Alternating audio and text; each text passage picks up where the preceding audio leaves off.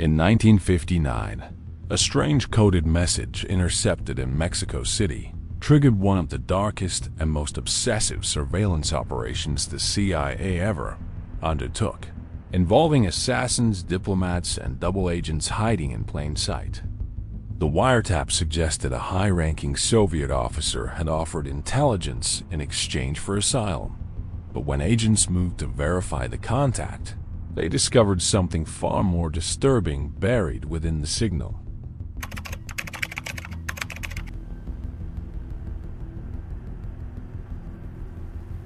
What appeared at first to be a simple defection attempt slowly revealed connections to nuclear launch sites in Cuba and whispers of an inside source within the U.S. Embassy itself. Almost overnight, the CIA converted an entire floor of their Mexico City station into a secret monitoring hub, running 24-hour audio feeds on phone lines, embassies, and even unsuspecting American citizens abroad.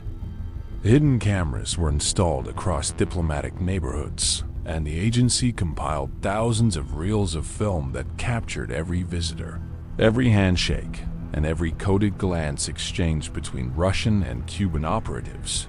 But as the files grew, so did the paranoia, and by 1963, the station's underground archive had swollen with recordings of political dissidents, journalists, and even American students who had nothing to do with espionage. The surveillance web became so wide that the agency no longer knew whether they were catching spies or simply burying themselves in meaningless noise, a confusion that would soon carry deadly consequences. For in October 1963, the CIA recorded a man visiting both the Cuban and Soviet embassies in Mexico City, a man whose identity would later send shockwaves across the United States. That visitor was Lee Harvey Oswald, a disaffected former Marine who would just weeks later fire the bullets that killed President John F. Kennedy in Dallas. The tapes of his visits vanished almost immediately after the assassination, and to this day, the CIA maintains that no recordings or photographs of Oswald survive. Yet multiple agents who worked at the Mexico City station swore under oath that they had seen Oswald's file, complete with surveillance photos that inexplicably disappeared from the archives. Even more chilling, some claim the man captured on film was not Oswald at all, but an imposter used to frame or confuse the record of his movements. Senate investigators decades later concluded the CIA deliberately concealed details of Oswald's contacts in Mexico, raising suspicions that critical intelligence had been withheld from the Warren Commission. But what motive could the agency have for erasing their own surveillance evidence, unless it implicated far more than a lone gunman? Declassified documents hint that the Mexico City tapes contained references to Soviet handlers, Cuban intelligence officers, and possibly an ongoing recruitment of American diplomats by foreign powers. If true, this meant Oswald's presence there was either manipulated, encouraged, or deliberately obscured to prevent political catastrophe at the height of the Cold War. By the 1970s, the Mexico City surveillance program was finally exposed in Senate hearings, revealing the CIA's unprecedented control over communications and its willingness to lie even to Congress. Families of Kennedy assassination victims demanded the release of all related files, but the most sensitive tapes and transcripts remain classified to this day. And in the shadows of those missing records lies the possibility that the CIA knew far more about Oswald's movements than they ever admitted publicly. If you want to see how far this went, consider that the CIA continued expanding its Mexico City program long after 1963, targeting not only Soviets but also Americans suspected of political activism. Churches, universities, and even cultural exchange programs were infiltrated, with agents posing as students and professors while secretly reporting back to Langley.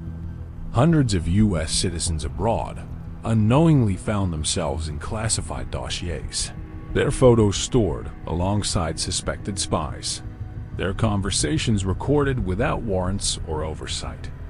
The line between foreign intelligence and domestic spying blurred so completely that even FBI agents stationed overseas complained of the CIA's reckless collection tactics. But each time oversight loomed, documents mysteriously vanished, tapes were destroyed, and witnesses contradicted each other until the trail collapsed into silence. The truth only grew darker from here, because when the Church Committee investigated the CIA in 1975, they discovered the agency had destroyed at least 134 tapes from Mexico City alone. Some of those erased recordings reportedly captured Oswald himself or his imposters, communicating with Soviet or Cuban officials just weeks before Dallas. Others allegedly referenced code names tied to nuclear strike plans, raising fears that any full disclosure might have sparked war between the superpowers. What remained clear, however, was that the CIA knowingly manipulated the official story of Oswald's time in Mexico, shaping history by omission and secrecy. And each time researchers attempt to untangle the Mexico City mystery, they encounter the same gaps, the same contradictions, and the same disappearing files that have haunted this case for 60 years. To this day, the most critical tapes and transcripts remain locked away, their release delayed, their significance obscured, leaving Americans to wonder whether their government has hidden not just the truth, but complicity itself. Perhaps the most unsettling question is not whether Oswald acted alone, but whether U.S. intelligence allowed history's most shocking political crime to unfold under their watchful eyes. The Mexico City station was supposed to protect national security, yet its greatest legacy may be a silence so deep that even declassification cannot pierce it.